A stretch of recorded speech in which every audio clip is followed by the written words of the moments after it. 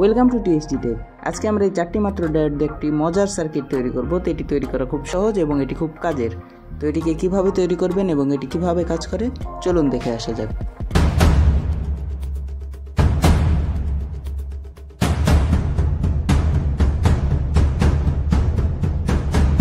তো আজকের প্রজেক্ট তৈরির জন্য শুরুতেই আমাদের লাগবে এই ধরনের একটি ডায়োড। তো এই ডায়োডগুলোর মূল্য 1 থেকে 2 টাকার মধ্যে। তো মোট আমার এখানে 4টি ডায়োডের প্রয়োজন পড়বে। তো আমি এখানে 4টি ডায়োড নিয়ে নিয়েছি। তো এরপর আমাদের প্রয়োজন পড়বে একটি এলইডি। তো এখানে আপনারা বিভিন্ন ধরনের এলইডি ব্যবহার করতে পারেন।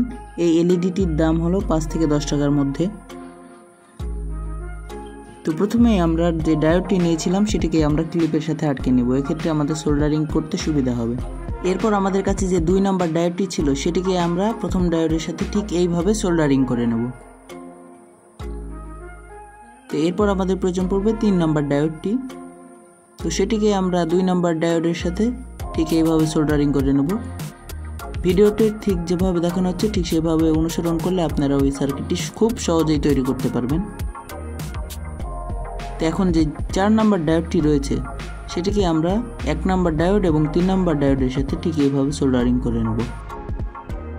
তো এই সার্কিটটিতে এখন যে 4 নাম্বার ডায়োডটি সেটিকে আমি সোল্ডারিং করে নিচ্ছি।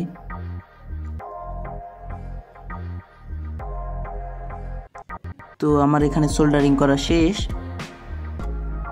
এবং আমাদের সার্কিটটিও কমপ্লিট। এখন আমাদের এই সার্কিটটিতে এলইডিটি সোল্ডারিং করে নিতে হবে।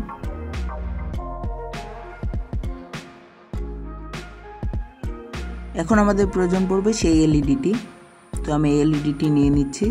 এটি হলো এলইডির মাইনাস এবং এটি হলো এলইডির প্লাস। তো এটিকে আমরা এই সার্কিটের সাথে সোল্ডারিং করে নেব। তো ঠিক এইভাবে আমরা এই সার্কিটটিতে এলইডিটিকে বসিয়ে নেব।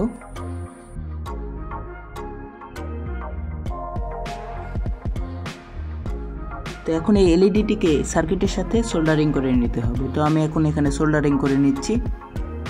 তো দেখতে পাচ্ছেন আমি সার্কিটের সাথে এই এলইডিটাকে ভালোভাবে সোল্ডারিং করে নিয়েছি। এখন এটিকে 2টি তার সেট করার পালা। তো এটিকে আমি আবার ক্লিপের সাথে আটকে নিচ্ছি। তো এখানে মোট আমি 4টি ডায়োড ব্যবহার করেছি। তো এখন এই সার্কিটটির এই পিন এবং এই পিনের সাথে 2টি তার আটকে নেব। একটি লাগিয়ে নিয়েছি, এখন আরেকটি লাগিয়ে নিচ্ছি। তো এখন আমাদের এই সার্কিটটি সম্পূর্ণভাবে কমপ্লিট।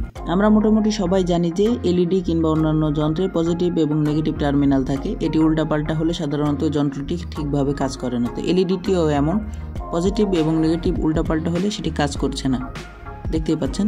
কিন্তু এই সার্কিট ব্যবহারের মাধ্যমে এলইডিটির পজিটিভ এবং নেগেটিভ উল্টাপাল্টা হওয়ার কোনো সম্ভাবনাই নেই। তো এটি এমন একটি সার্কিট যেটির সাহায্যে আপনি পজিটিভের সাথে নেগেটিভ, নেগেটিভের সাথে পজিটিভ তার সংযোগ দিলেই এটি জ্বলবে। এক্ষেত্রে আপনার পজিটিভ কিংবা নেগেটিভ দেখার কোনো প্রয়োজন নেই।